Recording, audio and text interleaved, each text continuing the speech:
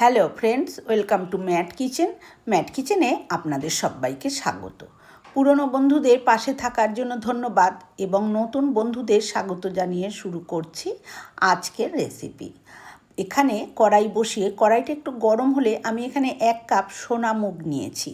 সোনা মুগ ডালটাকে একটুখানি শুকনো কড়াইতে ভেজে নিলাম, তারপরে ধুয়ে একটা পাত্রে জল দিয়ে বসিয়ে দিয়েছি। দিয়ে দিলাম স্বাদ মতন একটুখানি লবণ, যাতে বেশি লবণ আমি সেদ্ধ করার সময় কিন্তু দেব না, তাহলে কিন্তু ডাল সেদ্ধ হতে চাইবে না, সেই জন্য আমি অল্প করে লবণটা দিয়েছি। তারপরে ডালটা ফুটে উঠলে এই যে ডালের মধ্যে যে ফেনাটা তৈরি হয়েছে, এই ফেনাটা কিন্তু অবশ্যই ফেলে দিতে হবে। এই ফেনাটা ডালের মধ্যে থেকে গেলে কিন্তু ডালটা খেতে ভালো লাগে না, সেই জন্য কিন্তু এই ফেনাটাকে এইভাবে তুলে ফেলে দিতে হবে। তারপরে ডালটাকে মিনিট 5 এইভাবে ফুটিয়ে নিলেই ডালটা সেদ্ধ হয়ে যাবে। যেহেতু এটা সোনা মুগ, তাই আমি আর কুকারে সেদ্ধ করিনি, এরকম একটা পাত্রতেই কিন্তু এইভাবে সেদ্ধ করে নিয়েছি। মিনিট 5-6 পরে ডালটা একদম সেদ্ধ হয়ে গেছে। দেখুন, এবার একটু হাতা দিয়ে একটু ঘেঁটে দিচ্ছি। সম্পূর্ণটা একদম মানে গলিয়ে দেব না, একটু দানা দানা থাকবে, সেরকমভাবে আমি নামিয়ে রাখবো, কারণ ডালটা যখন পরে আবার ফুটবে তখন কিন্তু আবার বাকিটা সেদ্ধ হয়ে যাবে। হাতা দিয়ে একটু ঘুটে দেওয়ার পরে তারপরে এখানে আমি দিয়ে দিচ্ছি এখন জল। জলটা নিজেদের পছন্দ মতন দেবেন, যে যেরকম মোটা পাতলা তৈরি করবেন সেই অনুপাতে। তবে এখানে যে যে সবজিগুলো পড়বে তাতে কিন্তু ডালটা এমনি ফুটলে অনেকটা মোটা হয়ে যাবে, তাই জন্য আমি জলটা একটু বেশি করেই এখানে দিয়ে দিলাম।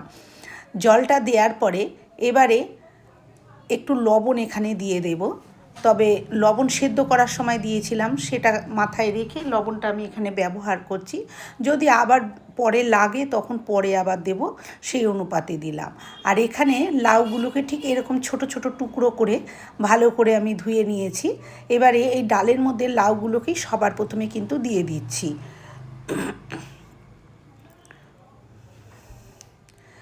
লাউটা দেওয়ার পরে এবারে এখানে আমি 1 চামচ মতন হলুদ গুঁড়ো দিয়ে দিলাম। হলুদ গুঁড়োটা এই সময় দিয়ে দেব।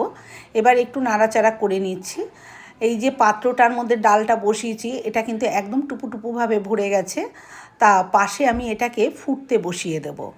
অপরদিকে আমি একটা কড়াই বসিয়ে দিয়েছি, আর একটা ওভেনে দিয়ে কড়াইয়ের মধ্যে দিয়ে দিচ্ছি সর্ষের তেল। তেলটা ভালো মতন একটু নাড়াচাড়া করে গরম করে নেব। অবশ্যই এটা কিন্তু সর্ষের তেল দিয়েই করতে হবে, তাহলে স্বাদটা ভালো হবে। তেলটা ভালো মতন গরম হয়ে গেলে তেলের মধ্যে 1/2 চামচ লবণ, 1/2 চামচ হলুদ গুঁড়োটা আমি দিয়ে ভালো করে নাড়াচাড়া করে নিয়েছি। এবারে দিয়ে দিচ্ছি উচ্ছে। এর মধ্যে যেরকমভাবে আমরা উচ্ছে কেটে ভাজা করে খাই, ঠিক সেরকমভাবেই উচ্ছেগুলোকে কেটে নিয়েছি।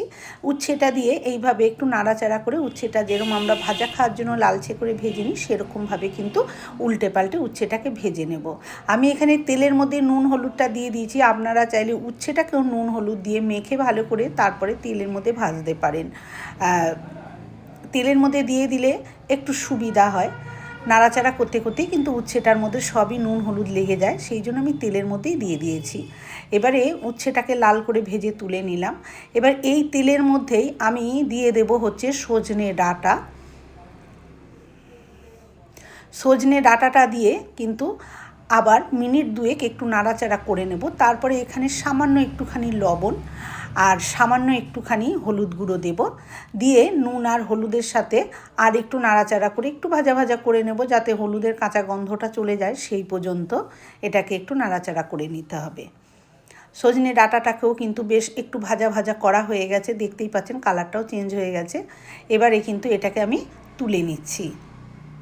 তুলে নিয়ে কড়াইতে দেখুন তেল নেই, তাই আমি কড়াইয়ের মধ্যে আর একটুখানি সর্ষের তেলই দিয়ে দেব। আরও 1 চামচ মতন আমি তেল এখানে দিয়ে দিয়েছি।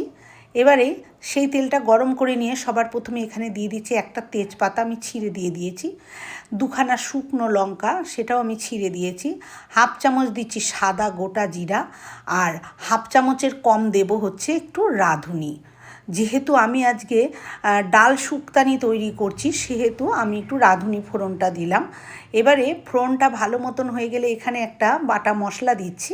এটার মধ্যে আছে 1 চামচ রাঁধুনি আর হাফ ইঞ্চি আদা, দুটো কাঁচা লঙ্কা আমি একটু শিলেতে বেটে নিয়েছি, সেটা দিয়ে দিলাম। আর ওই বাটিটা ধুয়ে একটু জলও দিয়ে দিয়েছি, কারণ এখানে একটু মশলা দেবো যাতে পোড়া না লেগে যায়। তারপরে দিয়ে দিলাম এখানে 1 চামচ লাল লঙ্কার গুঁড়ো আর হাফ চামচেরও একটু কম হলুদ গুঁড়ো, যেহেতু আমি ডালে হলুদ দিয়েছি সেইটা মাথায় রেখেই হলুদটা কিন্তু দিতে হবে। তারপরে ভালো করে এই লঙ্কা আর হলুদের গুঁড়ো সব কিছু আর যে মশলা ছিল রাঁধুনি, আদা, সব কিছু একসাথে এইভাবে একটু কষিয়ে নেব। এখন দেখুন এই মশলা দিয়ে কিন্তু তেলটা সেপারেট হয়ে গেছে। সে সময় আমি যে পাশে ডালটা ফুটতে বসিয়ে রেখেছিলাম সে ডালটাকে আমি ধরে এই কড়াইয়ের মধ্যেই কিন্তু ফোড়নের মধ্যে ঢেলে দিলাম। ডালটা দেওয়ার পরে জাস্ট একটু আমি এরকমভাবে নাড়াচাড়া করে নেব। ডালটা দেখুন ফুটে গেছে। এবার এখানে একটু চেক করে দেখেছিলাম যে লবণ লাগবে কিনা, যেহেতু লাউ ঠাউ দেয়া হয়েছে লবণটা টেনে গেছে, তাই আমি আর একটু লবণ দিয়ে দিলাম। আর সাথে সাথে দিয়ে দিয়েছি ভেজে রাখা ডাঁটা আর এই ভেজে রাখা উচ্ছেটা দিয়ে এবারে একটু নাড়াচাড়া দিয়ে এবার এটাকে আমি একটু ফুটতে দেব।